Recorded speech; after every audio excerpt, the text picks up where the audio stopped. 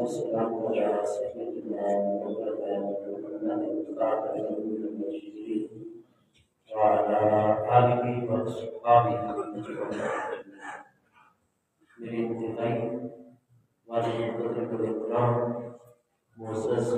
حاضرین کرام، اللہ کی جل شانہ کی خاص رحمت، اس کی مہربانی اور فضل و کرم سے ہم سب حضرات حضور سیدنا پیر سیاق تاجدار کی نواز قدس سرہ العزیز کے آستان تقدس نشان آستان عالیہ سے شریف میں نماز جمعۃ المبارک کی ادائیگی کا شرف حاصل کرنے کے لیے اور اپنے مرشد کریم حضور سیدنا پیر سیاق تاجدار غریب نواز کے فیض و برکات کو حاصل کرنے کے لیے حاضر ہیں۔ رب کریم جل شانہ ہم سب کی یہ حاضری اپنی بارگاہ اقدس میں قبول و منظور فرمائے۔ اللہ تبارک و تعالی حضور سیدنا پیر سیاق تاجدار غریب نواز کے درجات عالیہ اپنی بارگاہ اقدس میں ہمیشہ بلند سے بلند تر رکھے۔ آپ کی فیض و برکات اللہ پاک ہم سب کے شامل حال فرمائے۔ حضور سیدنا پیر سیاق تاجدار غریب نواز کی مقدس نورانی روشن تعلیمات پر اللہ پاک خلوص دل کے ساتھ ہمیشہ ہمیشہ کے لیے ہم سب کو عمل کرنے کی توفیق عطا فرماتا رہے، اور آپ سب حضرات دور و نزدیک کا سفر فرما کر جس عقیدت، جس جذبے اور محبت کے ساتھ حضور پیر سیاق تاجدار غریب نواز جیسی جواد اور کریم بارگاہ اقدس میں حاضر ہیں، اپنے دلوں کے اندر جتنی بھی نیک خواہشات حاجات رکھتے ہیں، اللہ تبارک و تعالی ہم سب کے آقا و مولا حضور خاتم النبیین سید الاولین والآخرین علیہ التحیات والتسلیم کے وسیلہ باجلہ سے اور حضور پیر سیاق تاجدار غریب نواز کی برکت سے جملہ حاضرین کی تمام جائز دلی مرادوں کو پورا فرمائے۔ سبحان اللہ۔ گزشتہ گفتگو صحیح بخاری شریف میں اور دیگر کئی بڑی بڑی کتب احادیث میں موجود حدیث صحیح کے حوالے سے ہو رہی تھی کہ جب اللہ تبارک و تعالیٰ کے مقبولین اور محبوبین جنت کے 8 طبقات میں اپنی مبارک نگاہ ڈال لیں گے، جنت جو ہے وہ تو نہایت ہی اس کا ایک ایک طبقہ جو ہے اور ایک ایک جنت کا درجہ نہایت وسیع و عریض ہے، لیکن چونکہ جتنے بھی اللہ پاک کی بارگاہ اقدس میں مقام محبوبیت پر فائز ہستیاں ہوتی ہیں، ان کا دیکھنا ہماری ان جسمانی اور طبعی آنکھوں کے ساتھ نہیں ہوتا، بلکہ ان کا دیکھنا اللہ تبارک و تعالیٰ کی صفت بصارت کے اس نور کے ذریعے سے ہوتا ہے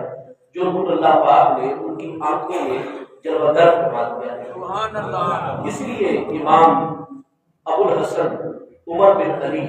امام فخر الدین رازی جو 606 ہجری میں وصال فرما رہے ہیں، یعنی آج سے 840 سال پہلے ان کا وصال ہے امام فخر الدین رازی رحمہ اللہ۔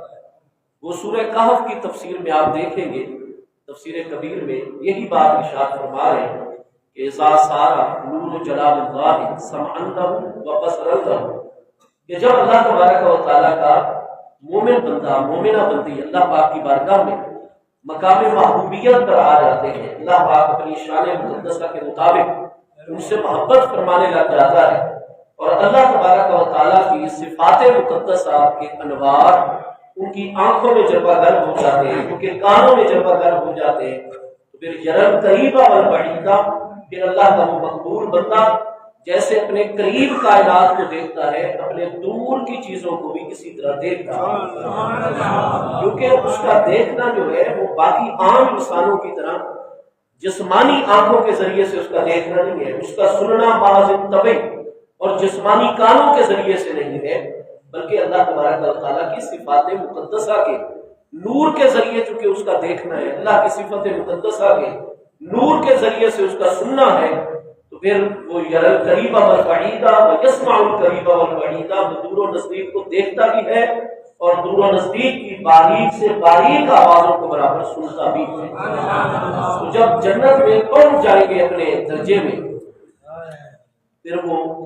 اپنے درجے کے تمام علاقے میں نگاہ ڈالیں گے، پھر باقی 7 جنتوں میں بھی نگاہ ڈالیں گے،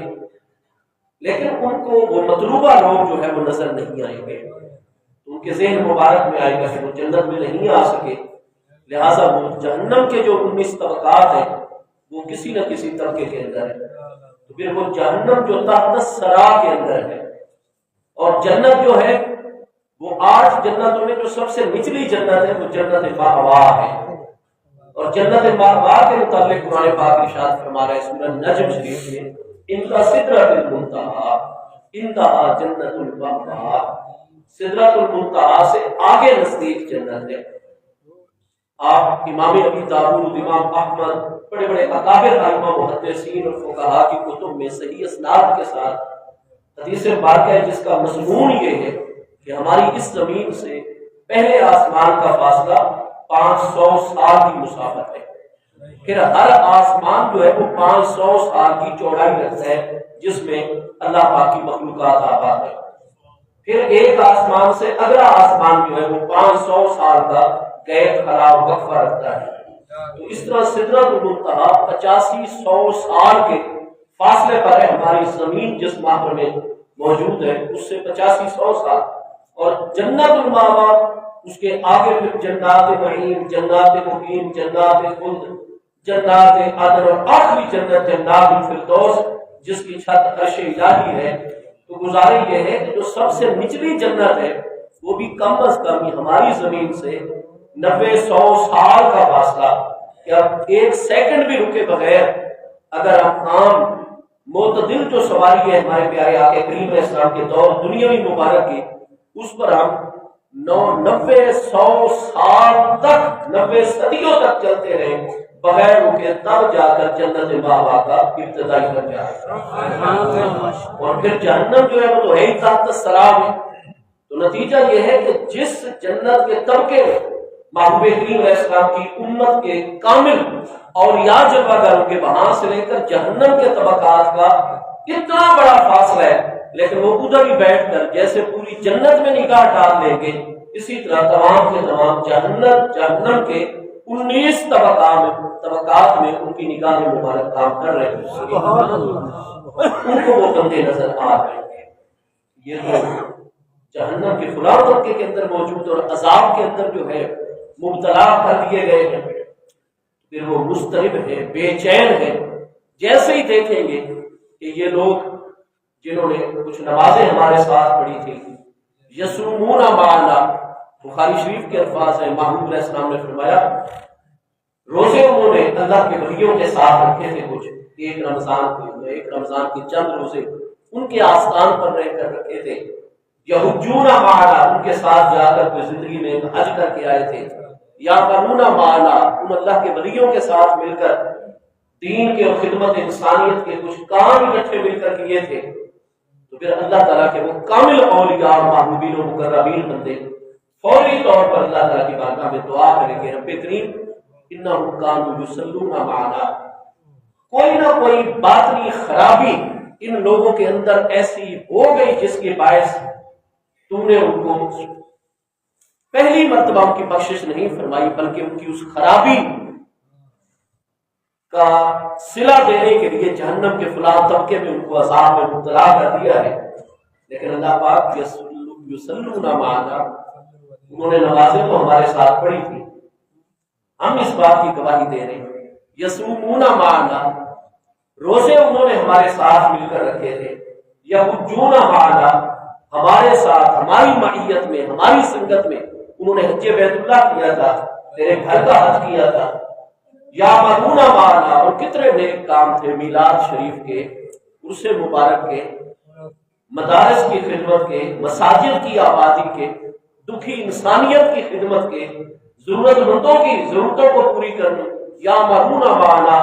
مختلف خیر اور اچھائی کے کام انہوں نے ہمارے ساتھ مل کر کیے تھے۔ تو جب انہوں نے کچھ نمازیں ہمارے ساتھ پڑھی، روزے ہمارے ساتھ رکھے، حج ہمارے ساتھ ایک مرتبہ کیا، نیکی کے کام ہمارے ساتھ کیے، لیکن کوئی نہ کوئی باطنی خرابی ان کے اندر موجود ہے، اس کے باعث وہ جہنم میں ہے کہ وہ سزا بھگت کر جنت میں پھر بالآخر ایمان کی وجہ سے داخل کر دیے جائیں گے۔ لیکن یہ جتنا عرصہ وہ جہنم میں ہے،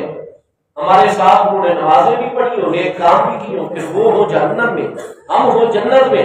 یا اللہ جب تک تو ان کی بخشش نہیں فرما دے گا اور جنت میں ان کو داخل نہیں فرما دے گا، ہمیں جنت کے اندر چین اور سکون نہیں آئے گا۔ یہ جو آج کل درس کیا جاتا ہے کہ یہ بابے، اور بابوں سے مراد وہ کن کو لیتے ہیں؟ اللہ تعالیٰ کے اولیاء کاملین کو لیتے ہیں، اللہ پاک کے محبوبین اور مقربین بندوں کو لیتے ہیں اور کہتے ہیں کہ یہ کر کے آ سکتے ہیں۔ دنیا کی مشکلات تو کوئی مشکل ہی نہیں ہے، دنیا بھی فانی، اس کی آزمائشیں، اس کی ابتلا، اس کے امتحانات، یہ ساری چیزیں جو ہے وہ فانی ہیں اور بڑی جلدی ختم ہو جانے والی ہوتی ہیں۔ لیکن جو دائمی معاملات ہیں، آخرت کے معاملات ہیں، وہ دنیا کے مقابلے میں بڑے ہیں، لیکن اللہ پاک نے اپنی بارگاہ میں اپنے مقبولین کو یہ مقام عطا فرمایا ہے کہ وہ عالم آخرت کے اتنے بڑے بڑے معاملات میں ہماری مدد فرما سکتے ہیں، تو دنیا کے معاملات میں کیوں نہیں مدد فرما سکتے ہیں؟ دنیا میں مشکل کشائی کیوں نہیں کر سکتے ہیں؟ کیوں نہیں اللہ کی بارگاہ میں وہ دعا کر کے، یا اللہ نے ان کو خود جو تصرف کی قوت، کیونکہ ان کے معاملات معاذ ہماری طرح جسمانیت اور طبعیت کے تحت نہیں ہے بلکہ انوار الہی کے تحت ہے، ان کے تصرفات کرنا وہ اللہ کے انوار سے، ان کا دیکھنا سننا اللہ کے انوار سے ہے۔ الغرض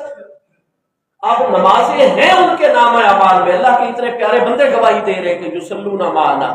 نمازیں وہ پڑھتے تھے، یصومون معنا، روزے بھی وہ رکھتے تھے، یحجون معنا، حج بھی انہوں نے کیا تھا، یعملون معنا، باقی نیک اعمال بھی کرتے تھے، لیکن کوئی نہ کوئی خرابی ایسی ہے جس کے باعث وہ جہنم کے اندر ہے۔ نمازوں کی وجہ سے اب فوراً ان کی بخشش نہیں ہوئی، روزے کی وجہ سے فوراً ان کی بخشش نہیں ہو رہی، حج کی وجہ سے نہیں ہو رہی، باقی نیک اعمال کی وجہ سے نہیں ہو رہی۔ اب اگر ان کو جہنم سے نکال کر جنت میں ہمیشہ کے لیے داخل کیا جا رہا ہے تو معنا وہ نمازیں اور وہ روزے بخشش کے ذریعہ بنے جو اللہ والوں کے ساتھ ادا کیے گئے۔ جو یہ فکر پھیلائی گئی شیخ محمد بن عبد الوہاب نجدی کے دور سے کہ بازی جب ہم نمازیں پڑھ رہے، ہم روزے رکھ رہے، ہم حج ادا کر رہے، زکوٰۃ ادا کر رہے، باقی تمام نیک کام کر رہے، اللہ کے ولیوں سے نسبت رکھنے کی ہمیں کیا ضرورت ہے؟ اللہ کے پیاروں کے ساتھ ہمیں نسبت قائم کرنے کی کیا ضرورت ہے؟ اولیاء اللہ کو ماننے کی، ان کا ادب کرنے کی، ان کی تعظیم کرنے کی، ان سے عقیدت و محبت اور مودت رکھنے کی ہمیں کیا ضرورت ہے؟ ہم سیدھا سیدھا شریعت پر عمل کر رہے ہیں۔ تو یہ بخاری شریف، اسی بخاری میں یہ حدیث ہے جس میں آپ رفع یدین کی حدیث پر مناظرے کرتے ہیں، اونچی آمین کو آپ موضوع بحث بناتے ہیں۔ اگر باقی چیزوں میں بخاری شریف جو ہے وہ حجت ہے تو یہ حدیث پاک کی آپ مصطفیٰ کریم علیہ السلام کا فرمان موجود نہیں ہے۔ محبوب کریم علیہ السلام اپنے اس مقدس فرمان میں ہمیں کیا تلقین فرما رہے ہیں، ہماری کیا رہنمائی کہ نمازیں وقت پر پڑھو، نماز نہیں قضا ہونی چاہیے، وہ اللہ پاک کا فریضہ ہے۔ روزے رکھنے ہیں رمضان کے، جتنی توفیق ہو، باقی 11 مہینوں میں نفلی روزے بھی رکھو جائز دنوں کے اندر، حج بھی ادا کرو، فرض بھی، نفل بھی، اور نیکیاں بھی کرو، لیکن اللہ والوں کے ساتھ بھی ٹائم نکالا کرو۔ تمہاری زندگی کی کئی نمازیں ایسی ہو جو اللہ والوں کی معیت میں ادا ہونی چاہیے، ان کے ساتھ ادا ہونی چاہیے۔ تمہارے کئی روزے ہونے چاہیے رمضان کے جو اللہ والوں کے ساتھ وہ خود کرم فرمائے تمہارے پاس آ جائے، رمضان کے 2-4 دن تمہیں شرف عطا کر دے اپنے قرب کا، ورنہ ان کے آستانے عالی نشان پر چلے جاؤ اور وہاں جا کر کچھ روزے رکھ کے آؤ، کچھ نمازیں ادا کر کے آؤ، کچھ نیک کاموں میں ان کے ساتھ شریک ہو جاؤ، کیونکہ جس دن کوئی باطنی خرابی قیامت والے دن بخشش کے آگے رکاوٹ بنے گی۔ محبوب کریم علیہ السلام کے کتنے ارشادات ہیں، مثلا ایک ارشاد گرامی ہے، من لم یبکر کبیرنا ولم یرحم صغیرنا فلیس منا، یہ پوری صحت کے ساتھ مضمون ثابت ہے۔ محبوب کریم علیہ السلام فرماتے ہیں جو بندہ اپنے سے بڑی عمر والوں کی عزت و توقیر نہیں کرتا، جیسے آج کل ہمارا فیشن بن گیا ہے، وہ جو والد صاحب اگر بیٹے کو کوئی اچھی نصیحت کر دیتے ہیں، کوئی اماں جی نصیحت کر دیتی ہیں، کوئی نانا ابا، کوئی دادا ابا نصیحت کر دیتے ہیں، کوئی بزرگ، کوئی استاد کہتے ہیں کہ آپ لوگوں کو کیا پتا، آپ تو سٹیا آ گئے ہیں، ہمارے پاس اب اتنے علم کے ذریعے ہیں، ہم دنیا جو جدید دنیا جس میں ہم رہتے ہیں، ہم اپنے گرد و پیش ماحول کو آپ بزرگوں کے مقابلے میں زیادہ سمجھنے والے ہیں، آپ ہمیں نصیحت کرتے ہیں، کوئی ادب نہیں، کوئی احترام نہیں، ہاں جی، اور بڑی تیزی سے یہ سلسلہ ادب احترام کا اٹھتا چلا جا رہا ہے اولاد کے اندر، شاگردوں کے اندر، مریدوں کے اندر۔ محبوب علیہ السلام نے تو مطلق ملم یبکر کبیرنا، جو ہمارے بڑوں کی، ہمارے معاشرے میں بڑی عمر والے بزرگ ہیں، جو ان کے وقار کا خیال نہ رکھے، ان کی توقیر، ان کی تعظیم، ان کا احترام نہ کرے، ملم یرحم صغیرنا، اور جو ہمارے صغیر ہیں، ہمارے پیارے پیارے بچے ہیں، ہمارے نو عمر اور چھوٹی عمر کے افراد ہیں، جو ان پر رحمت نہ کرے، شفقت نہ کرے، مہربانی نہ کرے۔ محبوب علیہ السلام فرماتے ہیں وہ سب کچھ ہو سکتا ہے، وہ نمازی بھی ہو سکتا ہے، غازی بھی ہو سکتا ہے، ہاں جی، وہ ہر دین دنیا کے معاملات کو چلانے والا ہو سکتا ہے، حاجی صاحب، فلاں فلاں صاحب، لیکن لیسا منا، وہ ہم میں سے نہیں ہو سکتا، ہمارے ساتھ اس کا کوئی تعلق نہیں ہے۔ قرآن مجید فرقان حمید میں الذین فرقوا دینہم وکانوا شیعا، وہ لوگ کہ فرقوا دینہم، جنہوں نے دین کو ٹکڑے ٹکڑے کر دیا، وکانوا شیعا، اور شیعہ ہو گئے۔ کیا مطلب؟ شیعہ ہمارے گروہ در گروہ تقسیم ہو گئے، جیسے آج کل ہمارے اپنے اندر گروہ در گروہ معاملات، کوئی بات کرنے سے پہلے نہیں سوچتا میری اس بات کا نتیجہ تفریق نکلے گا یا پہلے سے جو بکھرے ہوئے ان کو جوڑنے کا ذریعہ، اگر تو جوڑنے کا ذریعہ بنے تو پھر میں یہ بات کروں، اور اگر مزید تفریق پیدا کر دے تو میں اس بات سے بچوں، کیونکہ معاشرے میں الجھاؤ نہیں ہونا چاہیے۔ لیکن بے نیاز ہو کر ہم باتیں کرتے چلے جاتے ہیں، ہر کوئی اپنی اپنی سوچ کا دوسروں کو پابند کرنے کی کوشش کر رہا ہے۔ قرآن پاک کا فرمان ہے میرے پیارے محبوب نبی علیہ السلام، آیت کا مورد خاص ہے یہود اور نصارہ کے حوالے سے۔ قرآن پاک میں یہ آیت مبارکہ نازل ہو گئی تھی کیونکہ محبوب علیہ السلام کی جلوہ گری سے پہلے موسیٰ علیہ السلام کی امت کے اہل علم، یہود علماء، عیسیٰ علیہ السلام کی امت کے علماء، نصارہ علماء،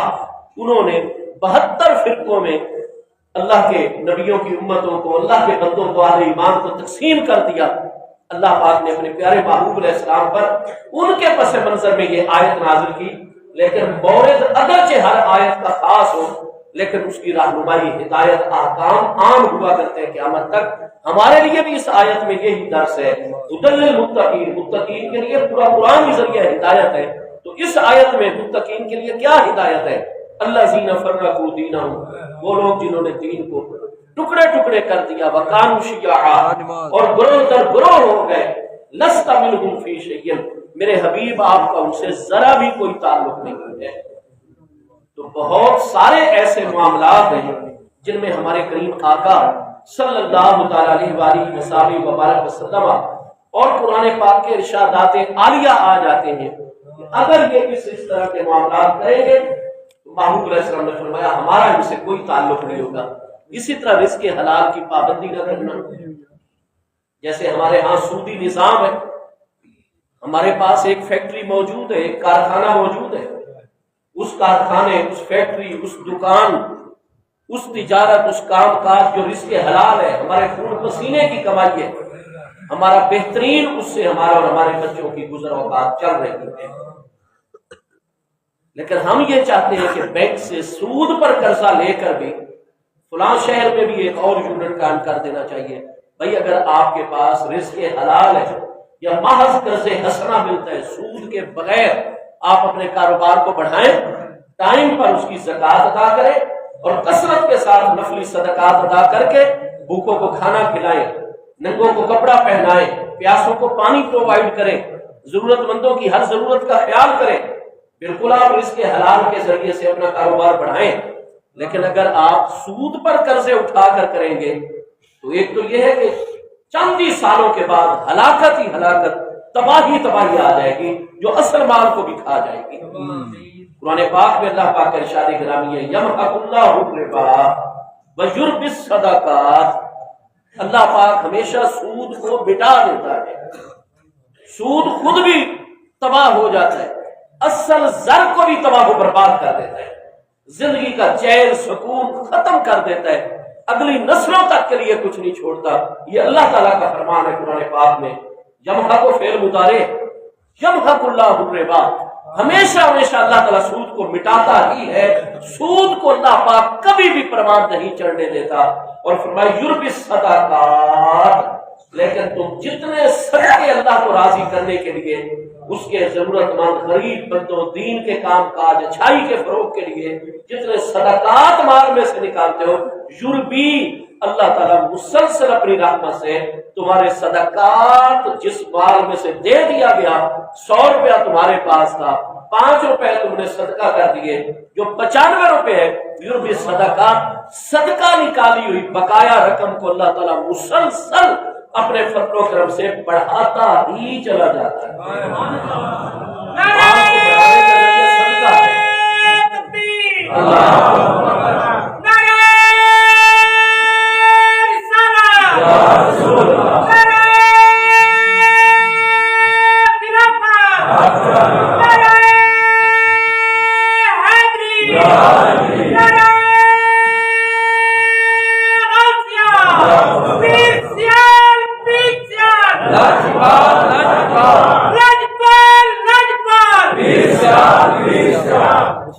اب ہمارا ایک تاجر بھائی ہے، وہ کہتے ہیں جی میں نے تو کوئی تہجد بھی کبھی قضا نہیں کی اور 5 نمازیں، بلکہ مسجد بھی میں نے کروڑوں روپیہ خرچ کر کے سوسائٹی میں بنوائی ہے، ہاں جی، کروڑ ہار روپیہ، اور میں سب سے بڑا عالم دین، متقی پرہیزگار امام مقرر کیا، اور تکبیر اولیٰ میں جا کر میں اس کے ساتھ ساری زندگی نمازیں پڑھتا رہا ہوں، حج بھی میں نے کیے، پھر جہنم میں. رزق حلال اگر نہیں ہوگا نا، محبوب کریم علیہ السلام کا فرمان گرامی ہے کہ ہر وہ خون اور گوشت جو حرام کے رزق سے بنا ہے، جہنم ہی اس کا ٹھکانہ ہے. میرے دوستو، ہم یہ کہیں کہ ادھر سود کھائیں، سود کو فروغ دیں معاشرے میں، سود پر اپنی ساری معیشت کا انحصار رکھیں اور بنیاد رکھیں معیشت کی، اور والدین کا دل دکھائیں. یاد رکھیے، جب تک والد صاحب راضی نہیں ہوتے، امی جان راضی نہیں ہوتی، ہم لاکھ حاجی بن جائیں، مجاہد بن جائیں، نمازی بن جائیں، عالم فاضل بن جائیں، دین کے بڑے سے بڑے عہدے حاصل کر لیں یا دنیا کے بڑے سے بڑے مرتبے حاصل کر لیں، اگر اماں جی کا دل ہم پر خوش نہیں ہے، ابا جان کا دل خوش نہیں ہے، کسی نیکی، تقوی، زہد، عبادت کا کوئی نور اور قبولیت کے کوئی انوار اللہ کی طرف سے جاری نہیں کیے جاتے. آپ ابریز شریف ولی امی آل رسول علیہ السلام کی اپنے دور کی قطب الاقطاب ہستی حضرت سیدنا عبدالعزیز دباغ قدس سرہ العزیز، اور ان کے ملفوظات کسی عام ہستی نے اکٹھے نہیں کیے، اپنے دور کی امام المحدثین ہستی نے جمع کیے. تو جو مرتب ملفوظات ہیں وہ مراکش کے اندر سب سے بڑے محدث، اور آج تک ان کی سکاحت جو ہے مسلم ہے مسلمان علماء میں. اور بیان فرمانے والی ہستی کون؟ آل رسول علیہ السلام کی اتنی کریم عظیم ہستی سیدنا عبدالعزیز دباغ رضی اللہ عنہ. وہ فرماتے ہیں کہ ایک بڑا ہی مخلص سالک اور صوفی نوجوان میری خانقاہ میں آ گیا، میں نے اس پر توجہ کی،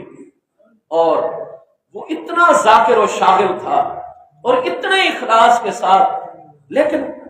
جس مقام پہ پہنچا ہوا تھا آگے قرب الہی کے لیے، وہ جو ایک انقباض آیا، وہ دروازہ کھلتا ہی نہیں ہوتا، قبولیت نہیں ہوتی تھی. اس کے نہ مجاہدے میں کوئی شک، نہ اس کی ریاضت میں کوئی شک، نہ اس کے اخلاص میں کوئی شک، لیکن وہ قرب کے اگلے درجے پر فائز ہی نہیں ہوتا، رکا ہوا ہے سارے کا سارا معاملہ. اب اس کا ظاہر اتنا عظیم ہے، میں نے اس کے دل پر نگاہ ڈالی، اس کا دل بھی صاف اجلا. پھر فرماتے ہیں کہ میں نے ایک دن توجہ کی کہ آخر یہ قرب کے درجے طے کیوں نہیں کرتا، جس منزل پر میں اس کو اللہ کی بارگاہ میں پہنچانا چاہتا ہوں، نہ اس کے باطن میں کوئی خرابی، نہ اس کے ظاہر میں کوئی خرابی، پھر کیوں نہیں عقدہ کھلتا. تو آپ فرماتے کہ میں نے جب اس کی طرف توجہ کی تو مجھ پر منکشف ہو گیا کہ اس کا والد فوت ہو چکا ہے، اور جب اس کے والد کی اس کی زندگی میں وفات ہوئی تھی، اس کا والد دنیا سے اس پر ناراض ہو کر گیا.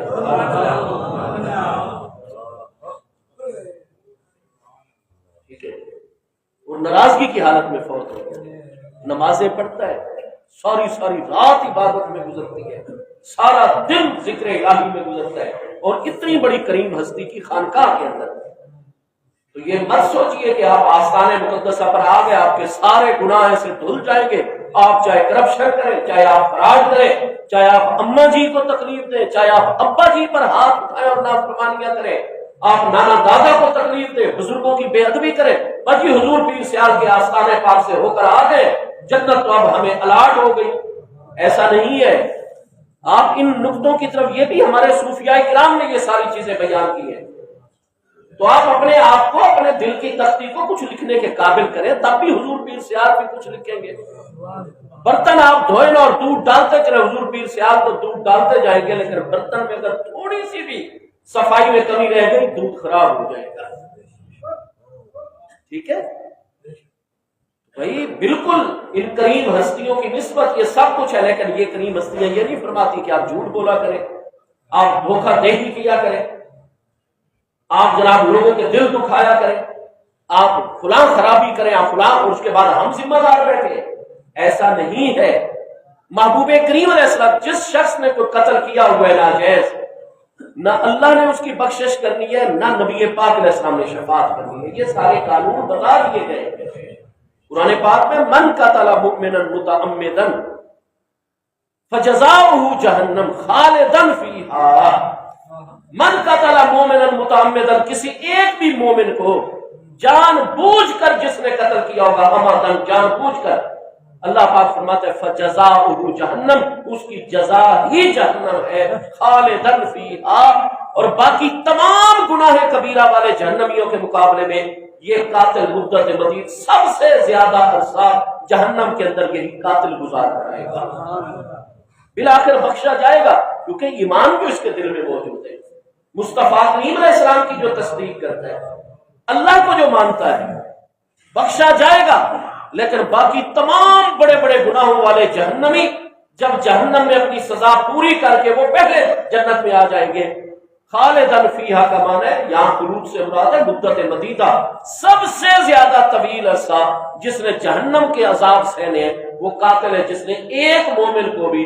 اور آج ہم ٹرک لوٹ رہے ہیں، ڈاکے ڈال رہے ہیں، اور کئی لوگ تو دینی اور جہاد کے نام پر تنظیمیں بنا کر جب گورنمنٹ ہاتھ اٹھا لیتی ہے اور بین الاقوامی ایجنسیاں ان کا فنڈ روک دیتی ہیں، وہ اپنے ہی معاشرے میں بسوں پر حملے کر رہے ہیں، ادھر کر رہے ہیں، ڈاکہ زنیاں، کیونکہ اسلحہ جدید ترین ان کے پاس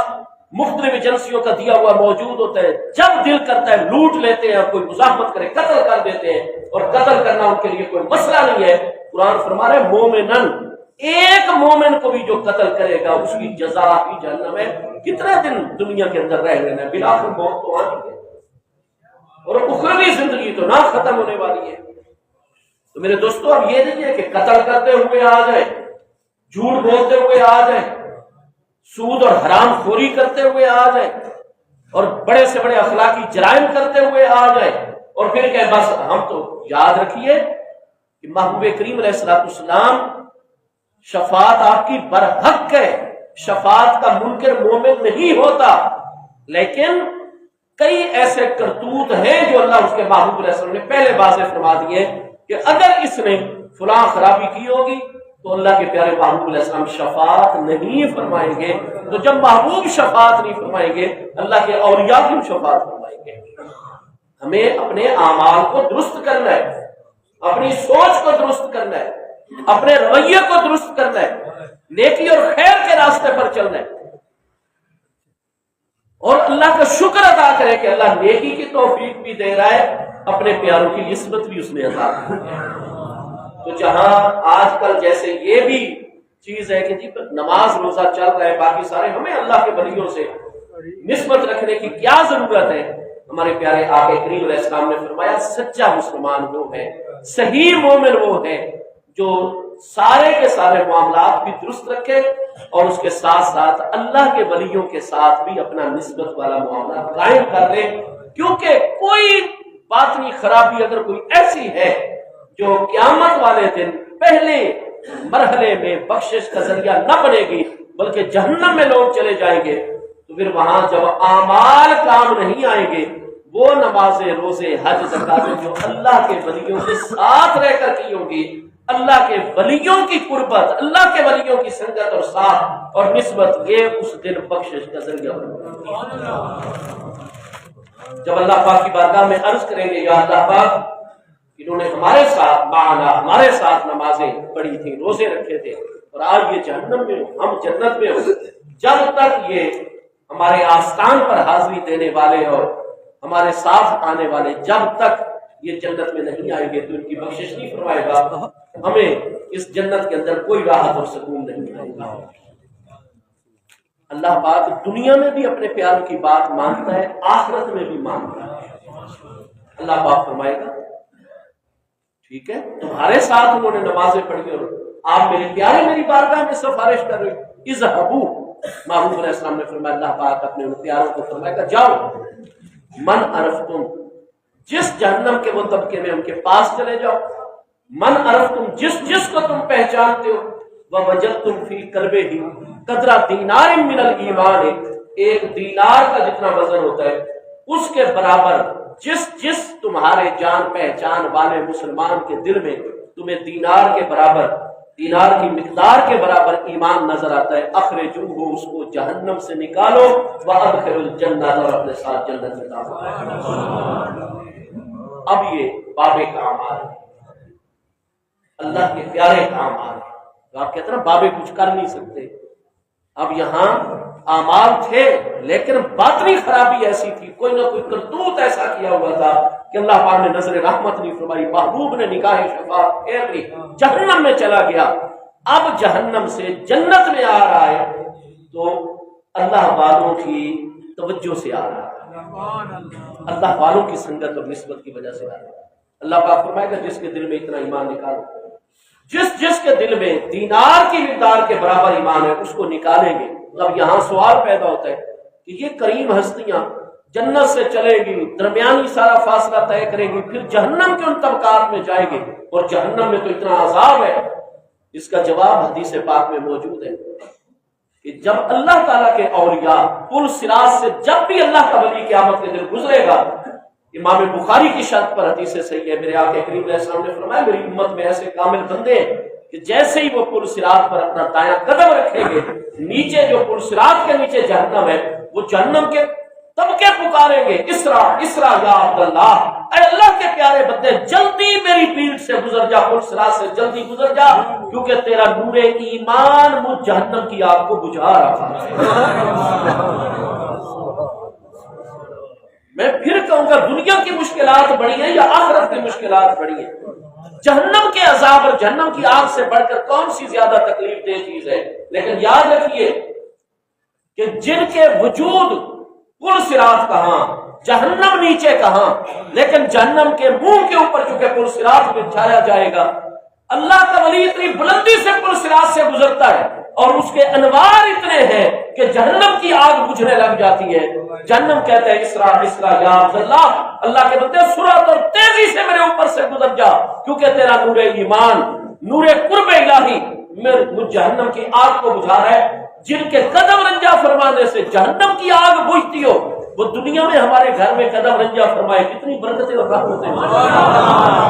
دنیا کی کیوں نہیں پریشانیاں ختم ہوگی، دنیا کی مشکلات کیوں نہیں ختم ہوگی؟ کیونکہ ان کا وجود باوجود خیر کا باعث ہے، برکت کا باعث ہے، رحمت الہی کا باعث ہے۔ ان کے وجود میں انوار الہی اتنا جلوہ گر ہے کہ جہاں جہاں قدم رنجا فرماتے ہیں رحمتیں رحمتیں، برکتیں برکتیں ہو جاتی ہیں۔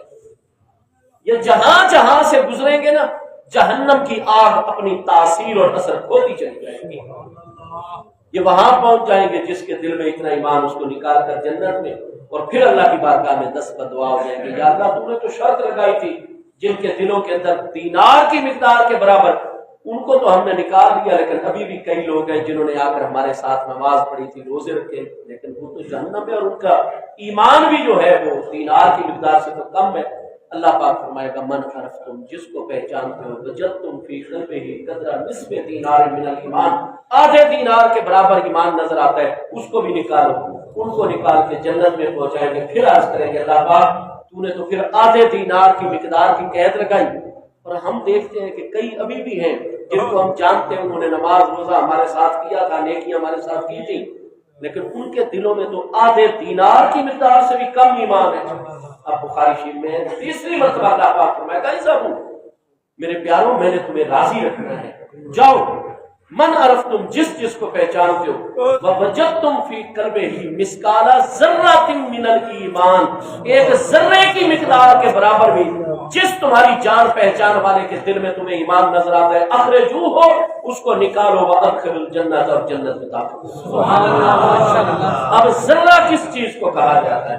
ایک اور تو یہ ہے کہ مشرق کی طرف اگر سن فیس، کئی مکان ایسے ہیں نا جو مشرق کی طرف ان کے رخ ہے، کئی ہیں جن کے گلی میں الٹی طرف ہوتا ہے، مغرب کی طرف ان کا رخ ہوتا ہے، تو جب مشرق سے سورج طلوع کرتا ہے نا تو جتنے سن فیس میں مکان ہوتے ہیں گلی کے مشرق کی طرف ان کا رخ ہوتا ہے، تو پھر آپ اگر کوئی روشن دان، کوئی کھڑکی، ونڈو کھول دیں تو وہ سورج کی شعائیں اندر آ رہی ہوتی ہیں، اور جہاں سورج کی شعائیں آپ کے روشن دان سے، آپ کی کھڑکی سے اندر آ رہی ہیں، آپ غور کریں گے تو آپ کو بے شمار ذرے اس میں دوڑتے ہوئے چلتے ہوئے نظر آئیں گے۔ وہ جو چھوٹی چھوٹی چمکدار باریک چیزیں فضا میں چل رہی ہیں نا، یقال لها الذرہ، اس کو ذرہ کہا جاتا ہے۔ اور کئی علماء نے فرمایا کہ اہل لغت نے، لغت عرب جو ذرہ آپ دیکھیے لغت کی کتابوں میں، زال اور را کے کالم کے اندر لغت کی کتابوں میں، تو آپ کو نظر آئے گا کہ اگر ہمارے پاس کوئی ایسا جدید ذریعہ ہو کہ جو معتدل مقدار کا جو کا دانہ ہوتا ہے، جو کے دانے کو ہم برابر 1000 حصوں میں تقسیم کر دیں، 999 حصے جو کے دانے کے ایک طرف کریں، جو باقی 1000واں حصہ بچے گا، یقال له الذرہ، تو اس کو ذرہ کہا جائے گا۔ ٹھیک ہے، اب ذرہ بالکل چھوٹی سی مقدار ہے، اللہ پاک فرمائے گا مثقال ذرۃ من الایمان، ایک ذرے کے برابر بھی جس کے دل میں تمہیں ایمان نظر آتا ہے۔ لوگ کہتے ہیں کہ اللہ والوں کو نظر کچھ نہیں آتا، بخاری شریف کی حدیث میں بار بار اگر اللہ والے ہمارے دل میں موجود ایمان کی مقدار، ہماری دلی کیفیات، ان معاملات کو نہیں جانتے، نہیں دیکھ سکتے، ان کی نگاہ اقتص ہمارے دلوں کے اندر نہیں کام کرتی، تو وہ قیامت والے دن کیسے دیکھ لیں گے کہ اس کے دل میں کتنا ایمان ہے اور اس کے دل میں کتنا ایمان۔ اس لیے اولیاء اللہ کو جواسیس القلوب کہا جاتا ہے کہ اللہ کے جو کامل بندے ہوتے ہیں وہ دلوں کے جاسوس ہوتے ہیں۔ یہ مشہور پرانے دور میں بات تھی، آج کل ہم ان چیزوں سے غافل ہو گئے ہیں۔ محاورہ تھا اہل علم کا کہ علماء کے سامنے بیٹھو تو اپنی زبان کو ذرا سنبھال کر بیٹھا کرو، کیونکہ کوئی ایسی کمزور بات نکلے گی، عالم دین مجبور ہو جاتا ہے کہ وہ پھر اس پر تبصرہ کرے گا، شرعی رہنمائی دے گا، وہاں زبان کو سنبھال کر بیٹھو، لیکن اہل دل کی مجلس میں جب بیٹھو تو اپنے دل کو سنبھال کے بیٹھو، کیونکہ ان کی نگاہ اقدس جیسے ظاہر پر کام کر رہی ہوتی ہے اسی طرح باطن پر بھی کام ہوتا ہے۔ حضور سیدنا امیر شریعت غریب نواز، ہمارے مرشد کریم حضور پیر سیال لجپال سیدی خامس کریم ہستی، حضور سیدی علامہ حافظ خواجہ محمد حمید الدین سیالوی صاحب غریب نواز رضی اللہ عنہ، یہ باقاعدہ ہمارے پاس دستاویز تحریری ثبوت اس کا موجود ہے، اور جب وہ سفر کر کے آتے اور بڑی محبت کے ساتھ، اور دل میں ایک مرتبہ خیال آ گیا میں تو اتنے عرصے سے حضور کی بارگاہ میں جاتا ہوں، جلال غالب ہوتا ہے، پیر بھائیوں کا رش اتنا ہوتا ہے، آپ کے خدا اٹھا کر پیچھے بس ایسے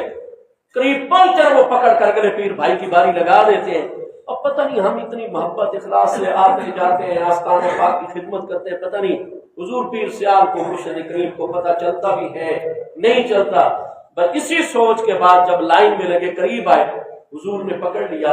فرمایا تم فلاں ہو، تمہارے باپ کا فلاں نام ہے، تمہارے دادا کا فلاں نام ہے، تمہارے دادا کے بارے میں تمہارے گھر میں مشہور ہے فلاں نشانی ان کے،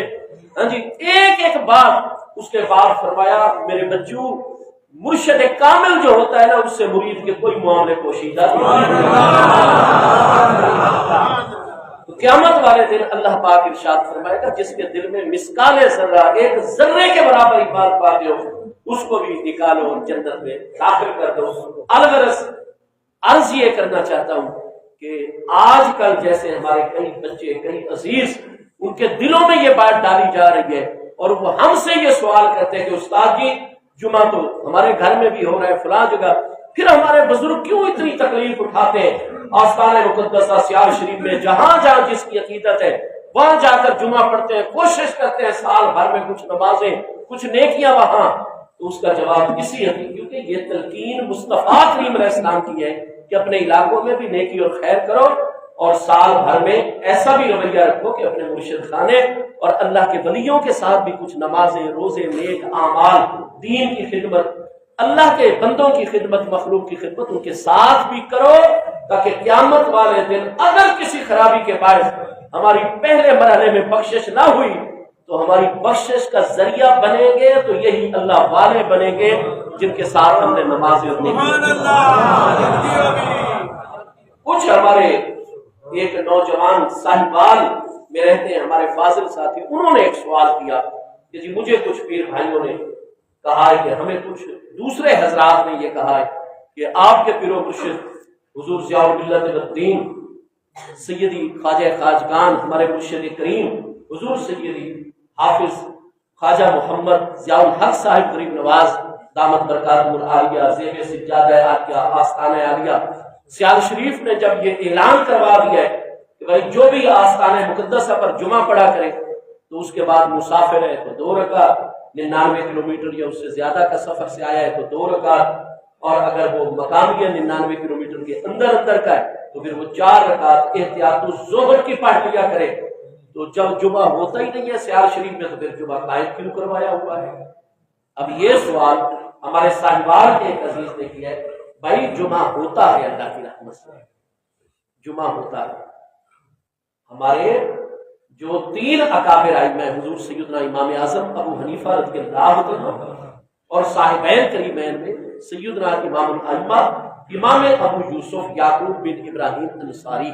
جو 182 ہجری میں وصال فرمارے، اور ہمارے ائمہ ثلاثہ احناف میں سے تیسری ہماری امام اور مقتدا و پیشواستی حضور سیدنا امام الائمہ امام محمد بن حسن شیبانی جو 189 ہجری میں وصال فرمارے۔ امام ابو حنیفہ رضی اللہ عنہ کا فتویٰ یہی ہے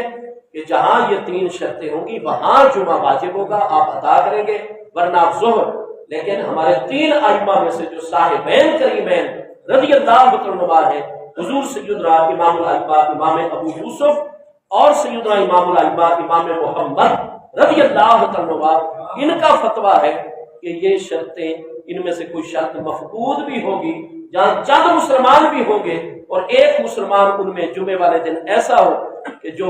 عربی خطبہ دے سکتا ہو، امامت کرانے کی صلاحیت رکھتا ہو، جہاں چند بندوں کی بھی جماعت ہوگی تو وہ جناب جمعہ ادا کریں گے، اللہ کی بارگاہ میں جمعہ ادا کریں گے۔ اسی طرح امام شافعی رحمۃ اللہ تعالیٰ علیہ، امام احمد رحمۃ اللہ علیہ، ان ہستیوں تو یہ مسئلہ اختلافی ہے۔ اس مسئلے میں چونکہ عمل جو ہے اور فتویٰ وہ امام اعظم رضی اللہ عنہ کے قول کے اوپر ہے، ہاں جی،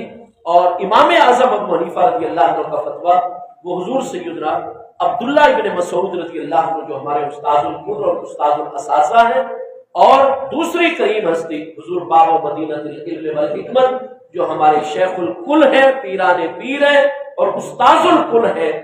طریقت معرفت حقیقت میں بھی اور شریعت طاہرہ میں بھی، وہ حضور سیدنا امیر المومنین مولا المسلمین امام الاولیاء سیدنا مولا مرتضیٰ علی شیر خدا کرم اللہ تعالی وجہ الکریم کی نظام ذات برکات ہے۔ تو سیدنا مولا مرتضیٰ کے فتوے پر ہم عمل کرتے ہیں حنفی جو ہے، اور حضرت عبداللہ ابن مسعود رضی اللہ عنہ کے فتوے پر صحیح سند کے ساتھ، چونکہ کتابوں میں حضور امیر المومنین مولا کائنات کا فرمان گرامی موجود ہے کہ لل جمعہ ولل عیدین الا فی مصر جامع، کہ عیدین واجب ہوں گی یا جمعہ واجب ہوگا تو وہ مصر جامع، ایسا شہر جو جامع ہوتا ہے۔ ہر شہر جامع نہیں ہوتا۔ جامع شہر کون سا ہوتا ہے؟ جس میں 3 باتیں موجود ہوں۔ نمبر 1 آبادی کثیرہ، وہ جتنا کتابوں میں تشریحات ہے وہ سیال شریف جیسے نورانی آستانے پر جو مدینہ طیبہ کے انوار کو ہر وقت اپنے دامن میں رکھنے والا مقدس خطہ ہے آستانہ مقدسہ سیال شریف، الحمدللہ شہر مقدس سیال شریف میں پہلی شرط موجود ہے، آبادی کثیر ہے۔ دوسری شرط ہوا کرتی ہے مارکیٹ کا ہونا، جہاں ضرورت کی بنیادی چیزیں رات دن اویلیبل ہوں، موقع پر مل جاتی ہوں، یہ بھی الحمدللہ سیال شریف میں دوسری شرط بھی اللہ وجل عطا موجود ہے، ہماری بنیادی ضرورت کی چیزیں ہمیں ملتی ہے رات دن۔ تیسری شرط یہ ہے کہ مسلمان حکومت کی جانب سے وہاں قاضی اور جج کا تقرر ہو کہ لوگوں کے معاملات میں وہ اس کے پاس عدالت میں لے جاتے ہیں اور وہ سماعت کر کے کیس کی فیصلہ، اور چور ڈاکو اور معاشرے میں فساد پھیلانے والے عناصر جو ہے وہ پکڑ کر لائے جاتے ہو، پولیس پکڑ کر لائے، اس قاضی جج کی خدمت میں پیش ہو، وہ سماعت کرے، فیصلہ جاری کرے، سزاؤں کا اعلان کرے اور سزاؤں پر گورنمنٹ عمل کروا دے۔ وہ ہمارا جو موجودہ نظام چل رہا ہے اس میں کم از کم وہ تحصیل لیول پر ہمارے ایک جو ہے وہ مجسٹریٹ صاحب موجود ہوتے ہیں، اور اسی طرح دیوانی مقدس میں اے سی صاحب موجود ہوتے ہیں۔ تو آستانہ مقدسہ سیال شریف چونکہ تحصیل لیول کا مقام نہیں ہے، یہاں نہ اے سی صاحب کی عدالت ہے، نہ یہاں فوجداری مقدمات کے فیصلے کرنے کے لیے کسی مجسٹریٹ صاحب کی عدالت ہے۔ یہ چونکہ تیسری شرط نہیں ہے، حضور پیر سیال لجپال غریب نواز رضی اللہ عنہ چونکہ اللہ اس کے محبوب کے معاملات میں سب سے زیادہ حساسیت کا اظہار فرماتے ہیں، لہذا شروع سے یہ تعلیم آ رہی ہے کہ صاحبین کریمین کے فتویٰ کے اوپر بالکل جمعہ ٹھیک ادا ہو رہا ہے، لیکن حضور مولا کائنات سے لے کر امام اعظم ابو حنیفہ رضی اللہ عنہ کے فتوے کے مطابق چونکہ تیسری شرط مفقود ہے، اس لیے ہر بندے کے لیے یہ مسئلہ نہیں ہے۔ پہلے بیان میں بھی واضح کیا تھا، جب حضور سادس غریب نواز سیدنا خواجہ خواجگان حضور سیدی خواجہ حافظ محمد ضیاء الحق صاحب غریب نواز دامت برکاتہ العالیہ نے توجہ مبذول کروائی تھی احتیاطی ظہر کے متعلق جمعے کے بعد، تو ساتھ اس وقت بھی مسئلہ واضح کر دیا گیا تھا کہ ہر ایک جمعہ پڑھنے والے پر احتیاط الظہر نہیں ہوتی، علماء پر، فضلاء پر، اور جو اتنے ہوشیار عقل مند بیدار مغز مسلمان ہیں جو نیت وغیرہ کے فرق کو اچھی طرح جانتے ہیں وہ احتیاط الظہر پڑھا کریں۔ جو سادہ ان پڑھ اس طرح کے مسلمان ہیں تو ان کے اوپر احتیاط الظہر نہیں ہوا کرتی ہے۔ اس مسئلے کی پھر ہم نے دوبارہ پھر اول سے لے کر آخر تک جائزہ لیا، تو ہماری فقہ کی پہلے والی کتابوں میں بھی اور بالخصوص اعلیٰ حضرت امام اہل سنت سیدی امام احمد رضا خان فاضل محدث بریلوی قدس سر العزیز آپ کے فتاوی رضویہ شریف میں ہمارے ایک فاضل نے بھی اس حوالے سے بڑا ہمارے ساتھ تعاون کیا، اللہ ان کو جزائے خیر عطا فرمائے، بڑے حوالے ڈھونڈے سارا۔ تو بھئی یہ بالکل علی وجہ بصیرت ہم اپنے ائمہ حنفیہ کے ارشادات کی روشنی میں واضح کر رہے کہ علماء، فضلاء، ہمارے پنجگانہ نماز کے پابند اور سمجھدار بزرگ اور جوان اور پیارے بچے کہ جو ان چیزوں کو اچھی طرح سمجھتے اور نیت وغیرہ کے فرق ہو، وہ احتیاط الظہر ضرور پڑھا کریں۔ جو ان پڑھ سادہ مسلمان ہیں وہ اپنا جمعہ پڑھے، سنت نفل ادا کریں اور حضور پیر سیال کے روضہ مقدسہ میں حاضری دیں، دین کی برکات بھی پائیں، دنیا کی برکات بھی پائیں۔ اللہ پاک ہم سب کی حاضری جمعہ الحمدللہ بالکل ٹھیک ہو رہا ہے، اللہ ہم سب کی حاضری قبول فرمائے، پیر سیال کا فیضان سنت